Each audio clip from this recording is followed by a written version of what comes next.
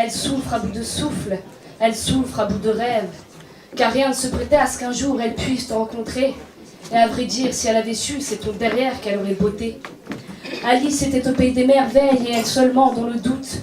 Puis elle s'est dit, après tout, pourquoi pas avec toi faire un bout de route.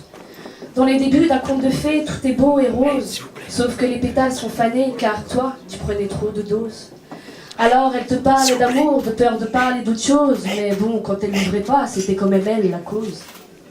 Et la plupart de ses amis, toi tu ne voulais pas qu'elle les côtoie, car tu lui as piqué son cœur, comme si tu en étais le roi. Elle était meurtrie de jour en jour parce que tu la noyais de loi. À ce tarif-là, combien de bleus elle pouvait bien avoir sur ses bras? Ça, elle ne le sait pas, car quand on aime, on ne compte pas. Mais comme un pion, elle est restée et a cru pouvoir dégager ce ciel noir que son espoir n'a pas su foudroyer. Elle pensait que tes actes resteraient modérés, vu qu'à chaque côte brisée, tu te faisais plus discret. Son père pleurait la jouvence de son cœur d'homme. Il craignait la perte de son autre, sa seule môme. Jamais elle n'aurait cru que tu l'aurais prise au dépourvu, car elle n'avait pas de veine, mais elle était bien coutue. Elle l'a su, elle a pris conscience de ton statut de prépotence. Elle repense à cette violence, ses larmes coulaient à l'abondance. Elle hésite entre cette prison de rêve et la liberté. Elle t'aime, sans aucun doute, c'est pour ça qu'elle veut te quitter. Il y a bien un remède contre cette banalité. Elle te dédie une lettre avec le double des clés.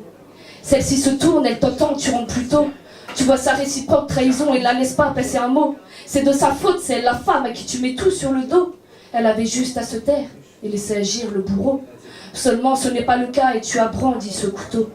Alors son cœur s'est vidé de toute cette pénurie et petit à petit elle a senti son âme rejoindre le paradis. Elle aimerait dire à toutes ces femmes, si elles seraient là aujourd'hui, de crier stop haut et fort, ce n'est pas un mode de vie, car l'amour rend aveugle, mais ne doit pas ôter la vie. Elle pleure cette princesse, la mort au bout des lèvres. Elle souffre à bout de souffle, elle souffre à bout de rêve.